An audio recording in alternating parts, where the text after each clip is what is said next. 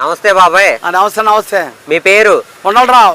ఏం పని చేస్తారు? మున్సిపల్ జాబ్ కాలువలు తీస్తానండి నేను. ఓకే. ఎలా ఉంది ఇప్పుడు మీ పరిస్థితి? ఎలా ఉంది? చాలా బాగుందండి. ఇప్పుడు చూసుకుంటే చంద్రబాబు గారి సంవత్సరం పరిపాలన ఎలా అనిపించింది? చాలా బాగుందండి. ఇప్పుడు చూసుకుంటే సుపరిపాలన పేరుతో కూటమి ప్రభుత్వం ప్రజల్లోకి వస్తుంది అంటున్నారు. నిజంగా ప్రజల వద్దకు వస్తుందా? జగన్ ఉన్నప్పుడు సారు చీపుదా చాలా మంది చచ్చిపోయారండి. బట్టల గీట్లు మొత్తం చెప్పాన్ని మొత్తం తీశారండి జగన్. ఒక పని రోడ్లు గీట్లు ఏం వేయలేదండి. బడేడు బుజ్జును ఎస్ఎంఆర్ బాబు ఉన్నప్పుడు బాగా చేశారు ప్రభుత్వం. ఎస్ఎంఆర్ బాబు 4 సంవత్సరాలు భోజనాలు పెట్టి మా బట్టలు పెట్టారండి. బడేడు బుజ్జు ఎస్ఎంఆర్ బాబు బెమ్మని చేశారండి. ఇప్పుడు ఎస్ఎంఆర్ బాబుది ఈ బడేడు చంటి గారు రాధాకృష్ణ గారు బెమ్మని చేస్తున్నారండి. చాలా బాగుంది. ఇప్పుడు సబ్బులు నూనె అన్ని ఇస్తాను ఒప్పుకున్నారు చంటి గారు. సబ్బులు బట్టలు గిట్లు సబ్బులు నూనెలు అన్ని ఇస్తాను ఒప్పుకున్నారండి. ప్రతి నెల మా పచ్చడి జీతం పడిపోతుందండి సారు. అవి ఇప్పుడు చూసుకుంటే ఈ కూటమి ప్రభుత్వంలో మీరు ఏమన్నా మున్సిపల్ కార్మికులుగా ఏమన్నా ఇబ్బందులు ఎదుర్కొంటున్నారా? ఇబ్బందులు ఏం లేదు, బాగుందండి. ఇప్పుడే బాగుంది, చాలా బాగుంది. ఇప్పుడు చూసుకుంటే చంద్రబాబు గారు సూపర్ 6 పేరిట పథకాలు అమలు చేస్తున్నారు కదా. ప్రస్తుతం 3 పథకాలు అమలు చేశారు. ఎలా అనిపించింది అసలు? చాలా బాగుందండి. ఇప్పుడు గత ప్రభుత్వంలో 3000 రూపాయల పెన్షన్ 4 విడతలు అందించారు.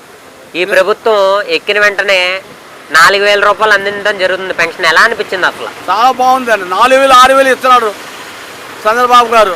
అతను జగన్ ఉన్నప్పుడు నెలకి 250 పెంచేవారండి. ఇప్పుడు చాలా బాగుంది. ఇప్పుడు వచ్చి 4000 6000 పెంచారు. అందరు జనాలు నవ్వుతున్నారు.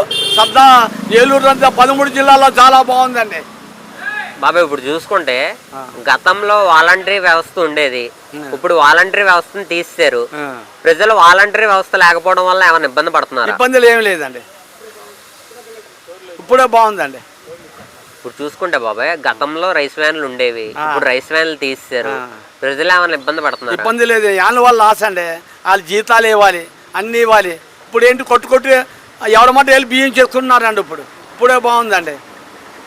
ఇప్పుడు చూసుకుంటే బాబాయ్ మొన్న చిత్తూరులో జగన్ పర్యటనలో మామిడికాయలు తొక్కించి చంద్రబాబు నాయుడు గారు గాడిదలు కాస్తున్నాడు, కూటమి ప్రభుత్వంలో వ్యతిరేకత వచ్చింది, 2029లో నేనే సీఎం, ఒక్కొక్కరిని రప్పా నరుగుతా అన్నాడు.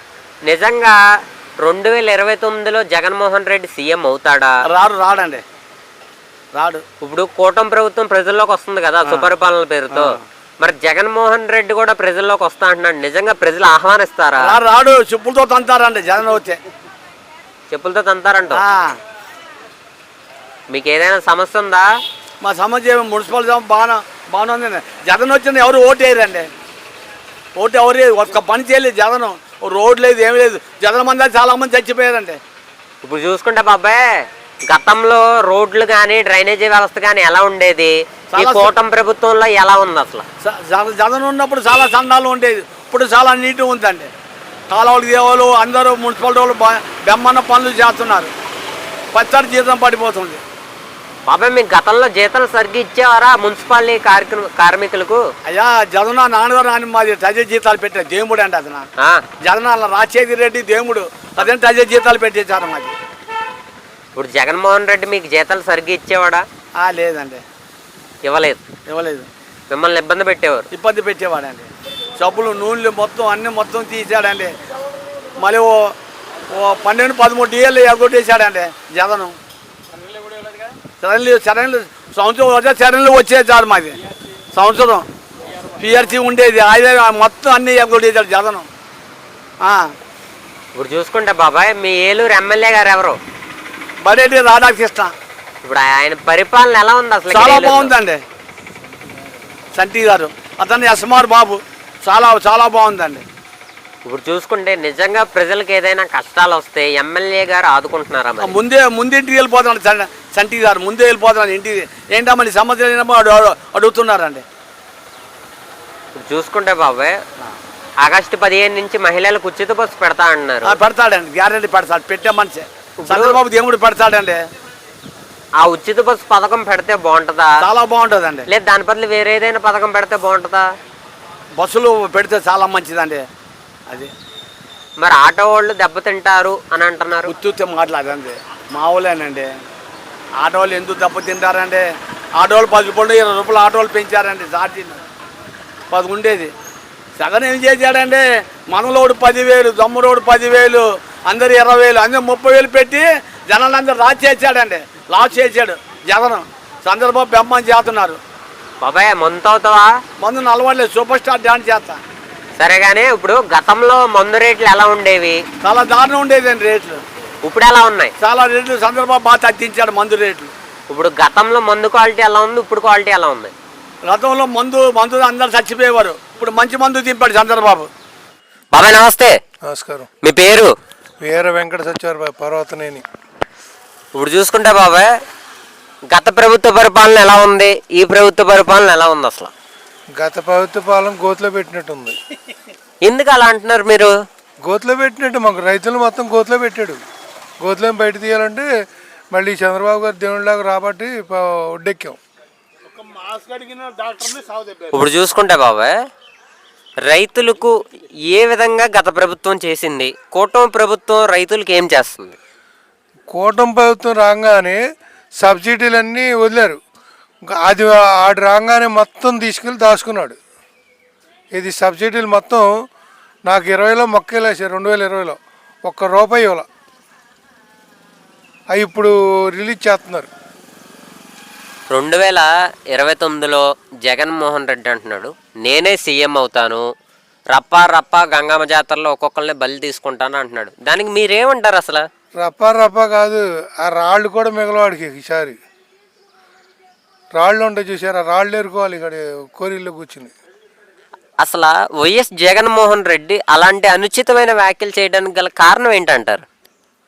ఎక్కువండి కొద్దిగా లెగెత్తి కొద్దిగా రెచ్చి నిన్ను నన్ను గొడవలు పెడతా ఉంటారు. ఇప్పుడు చూసుకుంటే బాబాయ్ జగన్మోహన్ రెడ్డి వెళ్ళిన ప్రతి చోట శవం దొరుకుతుంది, ఏమంటారు మీరు అసలు దానికి? వాడికి ఇక అడ్డుపద్దు లేదు. ఇక మన మామిడికాయ పంటనే 2 లారీలు కొనేసి తొక్కిచ్చికి వెళ్తున్నాడంటే మరి ఎంత పాపనాయలో చూడండి.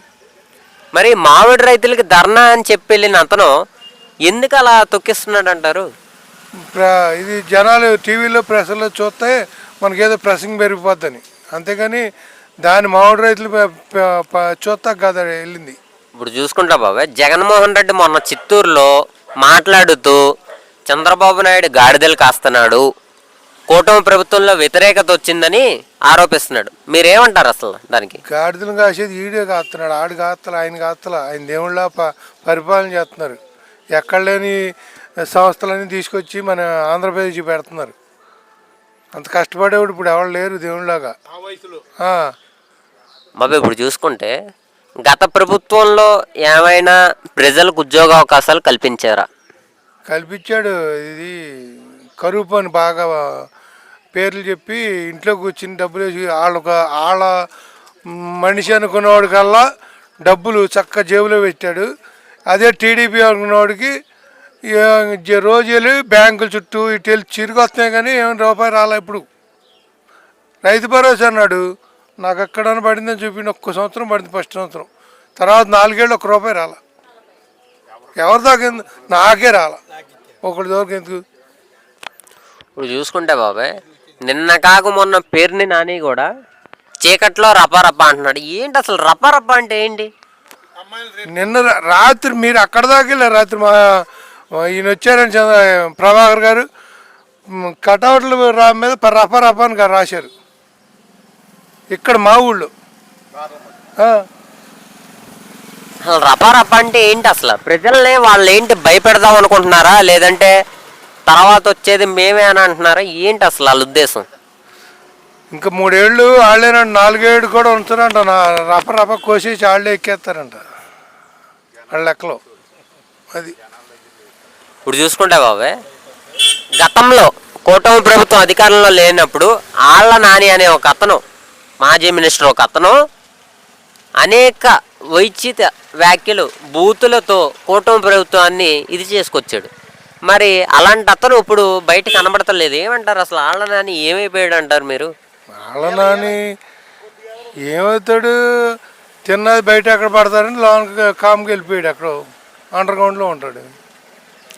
చూసుకుంటే గతంలో రోజా కూడా రెచ్చిపోయింది కదా, వచ్చింది. మరి ఇప్పుడు రోజా కూడా కనబడతలేదు బయట.